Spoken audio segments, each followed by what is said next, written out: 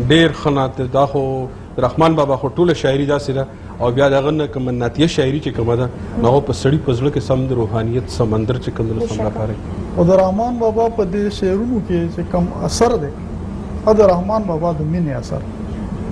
او هغه د مینې رښتینولي چې کومه ده د رحمان بابا په دې کلام کې په چاپوسه چې په غورځنګونو ځکه چې دا څوک موري خامخا به اثر کوي ځکه چې په دې کې د مینې هغه رښتینولي ده او د مینې هغه سوز دی د مینې هغه تاو دی په دې شی زه خو وایم چې هر پښتون له پکار دی چې هغه په کور کې د خوشحال بابا او د رحمان بابا دیوان خامخا وګوري ما اگر زه د رحمان بابا دا شعر واورید تاسو وګورئ چې هغه په سونو کاله مخکې شعر ویلې دی او د نن د حالاتو ته وګورئ وایي په سبب د ظالمانو حاکمانو په سبب د ظالمانو حاکمانو کور او ګور او پیښور درې واړه یو دي بالکل توس اندازو لګو په سونو کاله مخکې ویلي دي نن چې پیښور کمالات زموږ د لرو په وطن کمالات څومره په برابر دي بالکل جی ممتاز صاحب تاسو مزاحیه شعر او شاعري چې وته وي طنز او مزاح ټوکو ټکارو والا شاعري هم تاسو کړې ده لیکلې ده نه جی ما بالکل نه ده کړې خلق خندول چې کوم دی دا خلق خندول دا ډیر ګران کار دی جی بالکل او بیا د مزاح نه چې موږ کم مطلب واخلو چې دا صرف خلق خندول دا موږ لکه د مزاح نه یو ډیر کم مطلب یا داسې یو سطحي معنا مزاح چې په کوم په اصلي مانو کې دا نو هغه دا ده چې په خندا کې او په ټوکو کې او داسې سیریس د کار خبره طرف ته د کار خبرو کولو ته د ټولو خلکو پام راګرځول پیغام ورکول بالکل د خلکو پام راګرځول دي خو په خندا نو دا ډیر ګران کار دی چې ما دا سونه د مزاحیه شاعري نه ده د چا شاعري نه تاسو ډیر زیات متاثر یې دا ډیر زیات کسان دي او خاص کر په موږ پښتنو باندې خدای پاک داسې فضل کړی دی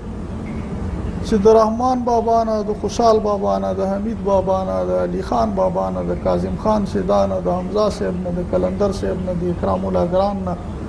د رحمت الله درد نه او د عبدالرحیم مجذوب نه داسې چې ترازی په دې دغه کې نو داسې یو لړۍ یو لین دی نه ختمېدو والا نو په دې کې دا خبره ډیره ګرانه شي چې زما کم شاعر ډیر زیات خوښ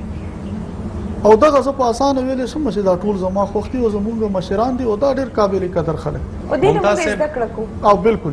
ممتاز صاحب زموږ نن سبا ډیر داسې شاعران دي چې هغه شاعري پټي لکه استاسو غزل خوښ شو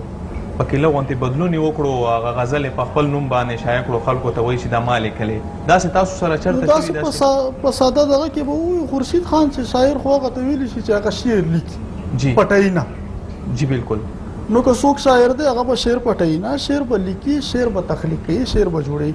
او نو چې شعر پټي نو دا خو شاعر نشو دا شاعر نشو خدا سه چې څوک کوي نو بیا تاسو باندې څنګه لکه تاسو سب هغه ټیم کې تاسو ته غوسه درځي شعر دا ولې داسې کار دی کسو کو پدې کې بدلون نو اصل کې خبره دا ده چې د غوسه دغه د دې د پادبي دغه کې د تسرکه وای پادبي اصطلاح کې چې څوک داسې زونه کوي کړه او غوسه خو خیر مونږ ته نه راځي مونږ نه خدا سي مونږ سره داسې شی هم نه دي ونه مونږ دومره غټ شاعران چې څوک دی راشي زمونږ کلام دی ولیکي خو که په حیثیت د یو شاعر هر څوک د هر چا کلام لیکي یا په هغې باندې خپل دغه کوي نو په کار دا ده چې اول خو دا کوي نه که به یو سړی متاثر شو د چا نه او د هغه تاثر لاندې هغه شعر ولیکلو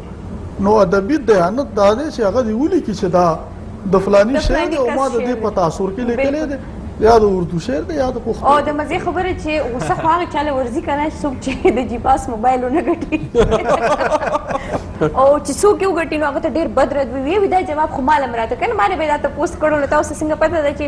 زموږ په دې خپرونه کې تاسو ته موږ یو سیګمنټ ښایو او په هغې کې زموږ چې کوم نور قرباني دي هغې ګرځي هغه ستاسو په دې ښارونو کې ګرځي پوره گلف کې هغوی ګرځي پوښتنې دی نه کوي چا چې جواب ورکړه هغه به د جیپاس یو ښایسته غوندې کې موبایل چې دی هغه ګټي خو دې وخت کې موږ سره وخت شوی دی یو وړې غوندې کې